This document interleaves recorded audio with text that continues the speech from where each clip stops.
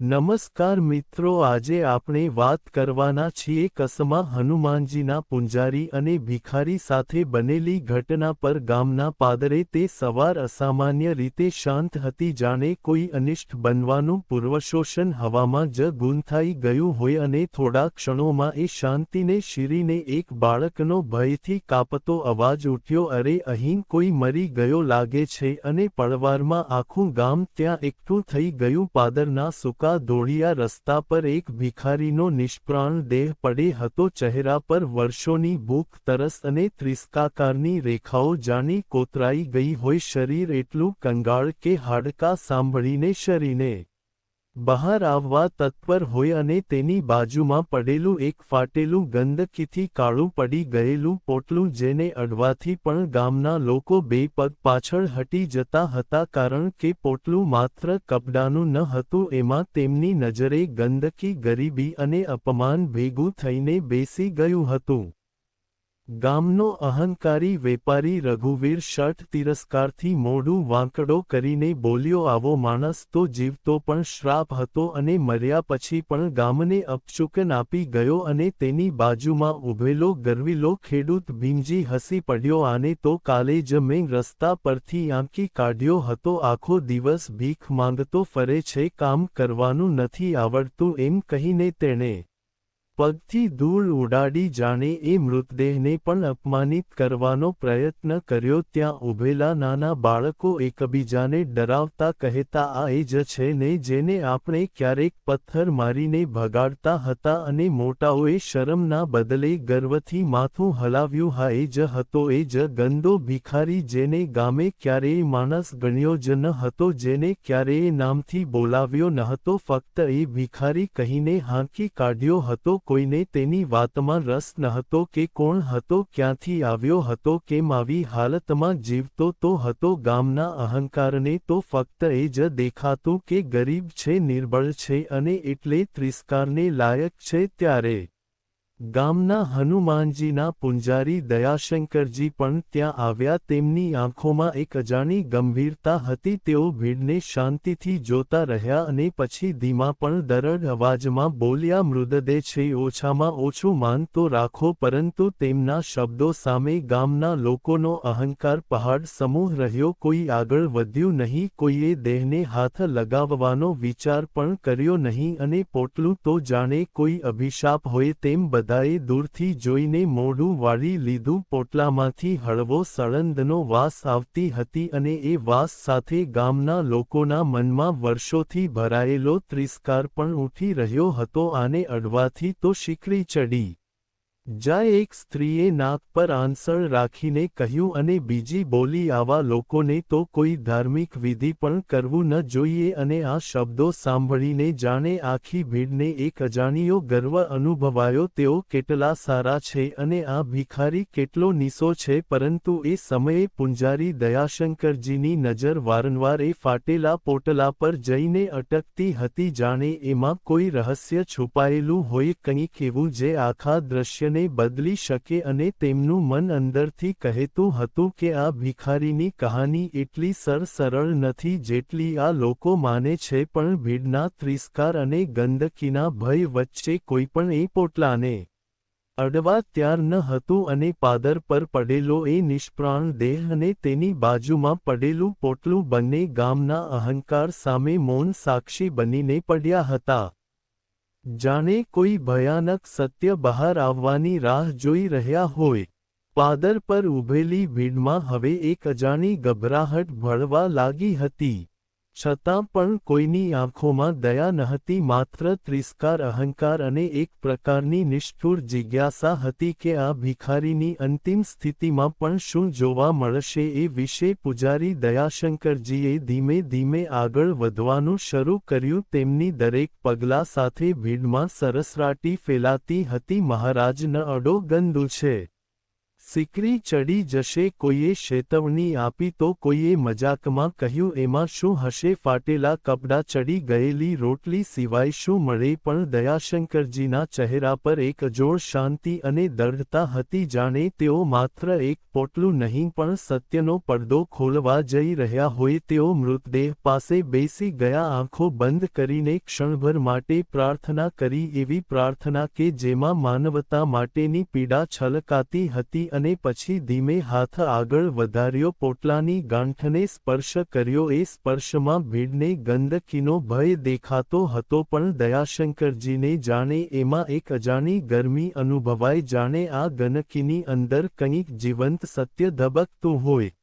ભીડ શ્વાસ રોકીને જોતી રહી કોઈના વોટ પર વ્યાધ હતું તો કોઈના મનમાં ભય અને કેટલાક તો આતુર હતા કે જોવું છે હવે શું નીકળે છે દયાળશંકરજીએ ગાંઠ ખોલવાનું શરૂ કર્યું કાપડ એટલું જૂનું અને ફાટેલું કે જાણે વર્ષોની વાર્તા તેની તંતુઓમાં ગૂંથાઈ ગઈ હોય અને જેમ જેમ ગાંઠ ઢીલી થતી ગઈ તેમ ભીડની આંખોમાં ઉચુકતા વધતી ગઈ એકાએક પોટલામાંથી કશુંક સમક્યું સૂર્યના કિરણો પડીને આ સમકતી નોટના કોથળા દેખાયા અને એ દ્રશ્ય જોઈને ભીલમાં એક ક્ષણ માટે મૌન સવાઈ ગયું જાણે સમય જ થંભી ગયો હોય અરે આ શું કોઈના મોઢેથી અવાજ નીકળ્યું પૈસા છે ઘણા બધા પૈસા અને પછી તો ગભરાહટ આશ્ચર્ય અને લાલચનું મિશ્રણ ભીડમાં ફાટી નીકળ્યું લોકો આગળ ધકેલવા લાગ્યા જે પોટલા અને અડવાવા ત્યાર નહોતા તે હવે નજીક આવવા આતુર બન્યા રઘુવીર શઠની આંખો પહોળી થઈ ગઈ એની અંદરનો અહંકાર હવે લાલચમાં ફેરવાઈ રહ્યો હતો તેણે તરત કહ્યું મહારાજ આ તો ગામની માલિકી છે આ ભિખારી પાસે આવ્યા ક્યાંથી અને ભીંજી ખેડૂત પણ તરત જ જોડાયો હા હા હો આ પૈસા ગામના કામમાં જ વાપરવા જોઈએ પણ પહેલા ગણતરી તો કરીએ એના અવાજમાં સેવા કરતા વધારે સ્વાર્થ સલકરતો હતો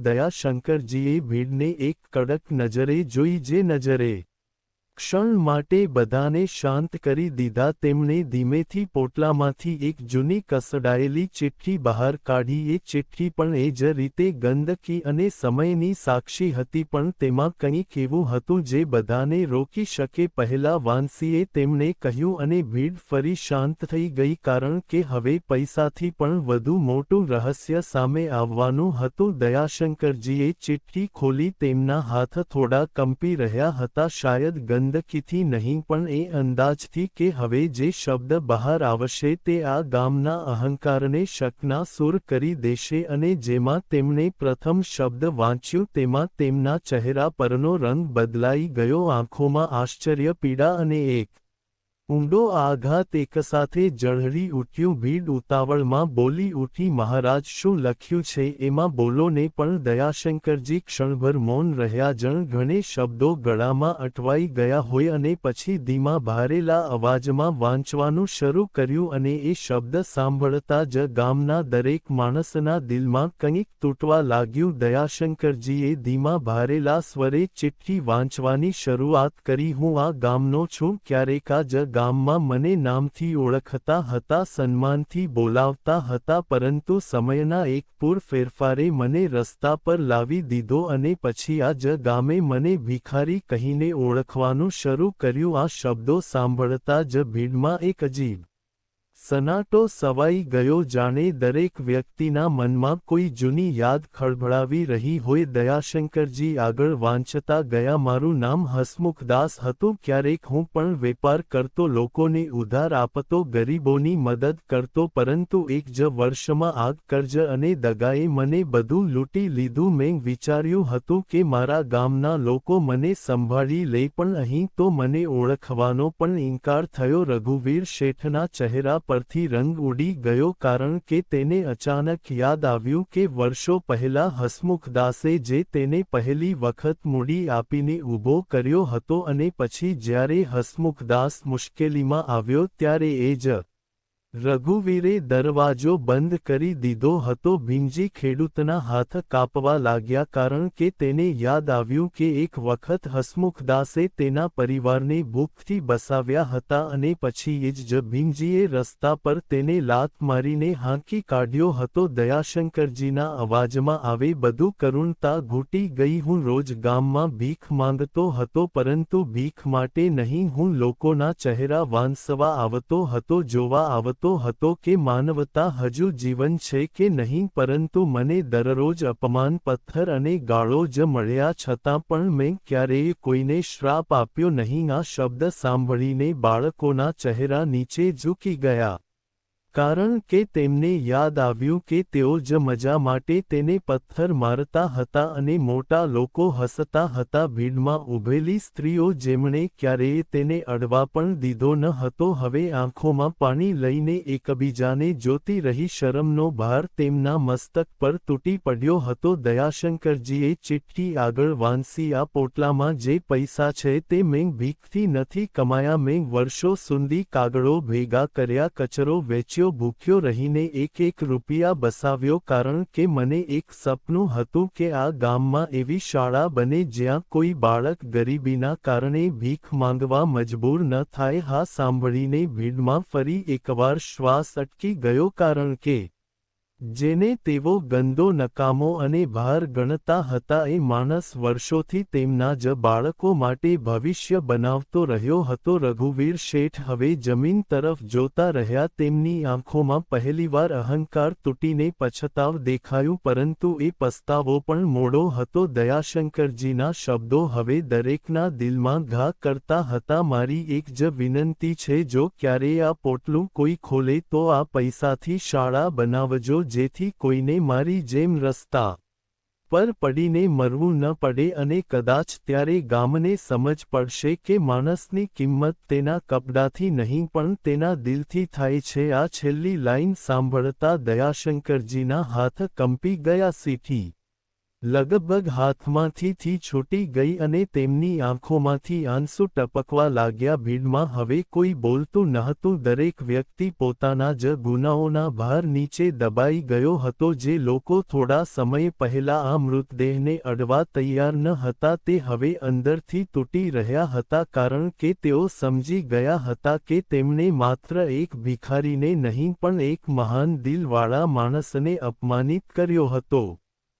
પાદર પર પડેલો એ નિષ્પ્રાણ દેહ હવે ગંદો લાગતો હતો. એ તો જાણે દરેકના અહંકારનો રીસો બની ગયો હતો, જેમાં તેઓ પોતાની જ કુર્તા જોઈ રહ્યા હતા. અને હવે પ્રશ્ન એ હતો કે આ સત્ય સામે તેઓ શું કરશે? પાદર પર પથરાયેલો એ સનાટો હવે શબ્દોથી નહીં પરંતુ દરેકના ધબકારા અને પસ્તાવાના ભારથી ગુંજી રહ્યો હતો. અને થોડા જ સમય પહેલા જ જેને લોકો ગંદકી સમજીને દૂર ઊભા રહ્યા હતા એ નિષ્પ્રાણ દેહ હવે તેમની આંખોમાં એક એવો અરીસો બની ગયો હતો, જેમાં પોતાનો અહંકાર, પોતાની નિષ્ઠા અને પોતાની માનવતાનો ખોટો ગર્વ સાફ દેખાઈ રહ્યો હતો. દયાશંકરજી ધીમે ધીમે ઊભા થયા. તેમની આંખોમાંથી વહી રહેલા આંસુ માત્ર એક માણસ માટે નહોતા પરંતુ આખા ગામ માટેની શરમ અને પીડાનો પ્રતીક હતા. તેમણે કાંપતા સવારે કહ્યું, આજે આપણે એક માણસને નથી ગુમાવ્યો, આપણે આપણું માનવ ગુમાવ્યું છે. અને આ શબ્દો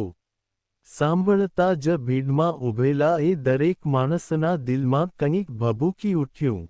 રઘુવીર શેઠ, જે થોડા સમય પહેલા સુધી પોતાના અહંકારમાં ગરકાવ હતો, હવે આગળ વધ્યું, પણ તેની સાલમાં ગર્વ નહોતો, એક ભાર હતો. તેણે ધીમેથી એ મૃતદેહ પાસે બેસીને માથું ઝુકાવ્યું, હાથ જોડ્યા અને પહેલીવાર પોતાના જીવનમાં કોઈ સામે સાસો પસ્તાવો કર્યો. તેના હોઠ પરથી ફક્ત એટલું જ નીકળ્યું, માફ કરજો. પણ એ શબ્દો એટલા ભારે હતા કે આસપાસ ઊભેલા દરેક માણસના કાનમાં ગાંજી ઉઠ્યા. ભીમજી ખેડૂત પણ આગળ આવ્યું, જેના હાથ ક્યારેક મદદ માટે ઉઠ્યા નહોતા. તે હવે કાંપતા હાથોથી એ દેહને સ્પર્શ કર્યો અને એની આંખોમાંથી ટપકતા આંસુ જાણે વર્ષોથી જમાવેલો અહંકાર ધોઈ રહ્યા હતા.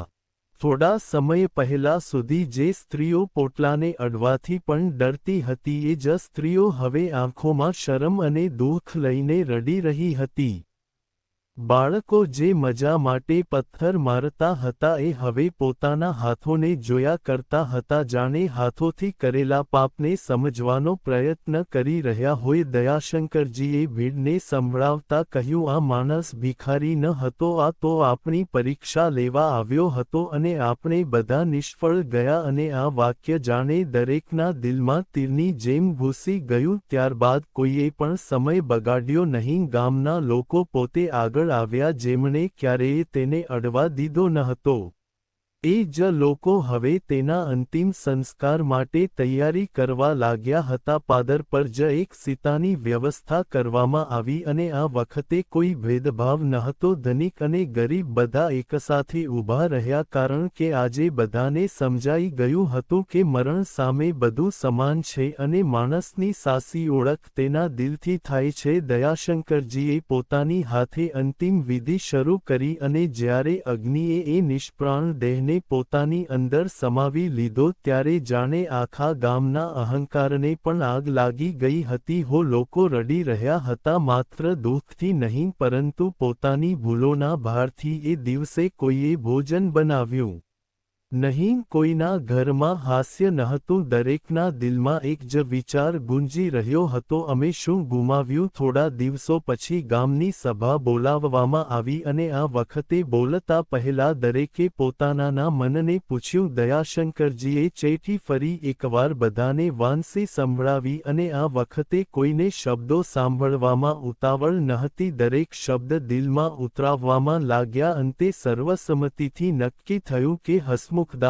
પૈસાથી જ ગામમાં એક ભવ્ય શાળા બનાવવામાં આવશે. એવી શાળા જ્યાં કોઈ બાળક ગરીબીના કારણે પાછળ ન રહી જાય. અને શાળાનું નામ રાખવામાં આવ્યું હસમુખદાસ વિદ્યાલય. તેથી દરેક પેઢીને યાદ રહે કે જેને તેઓ ક્યારેય નામથી બોલાવતા નહોતા, એ જ માણસે તેમને માનવતા શીખવી. વર્ષો પછી જ્યારે શાળાની ઘંટ વાગે અને બાળકો હસતા રમતા અંદર જાય, ત્યારે ગામના વડીલોની આંખોમાં એક સાથે ગર્વ અને શરમ બને ઝળહળે. ગર્વ એ માટે કે તેઓએ અંતે સચોટ નિર્ણય લીધો અને શરમ એ માટે કે તેઓએ એ માણસને જીવતા ક્યારેય ઓળખ્યો નહોતો. પાદર પર કવે કોઈ ભિખારી પડેલો નથી, પણ ત્યાંથી પસાર થતો દરેક માણસ એક ક્ષણ માટે અટકે છે, માથું ઝુકાવે છે, મનમાં એક જ વાત કહે છે, માણસને ક્યારેય તેની હાલતથી ન આંકશો. કદાચ એ જ માણસ તમારા કરતાં ઘણો મોટો નીકળી